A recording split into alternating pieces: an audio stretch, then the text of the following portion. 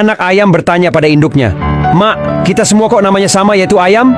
Nggak seperti manusia, masih kecil udah punya nama, Buleng, Cemong, Ucok, Mincau, Doni Ganteng, dan lain-lain." Induk ayam pun menjawab, "Nak, manusia yang masih hidup namanya memang banyak. Tapi nanti kalau sudah mati, namanya satu, yaitu mayit. Beda dengan kita, kalau sudah mati baru namanya banyak.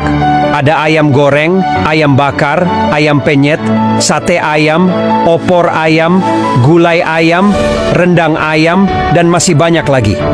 Lalu anak ayam pun manggut-manggut.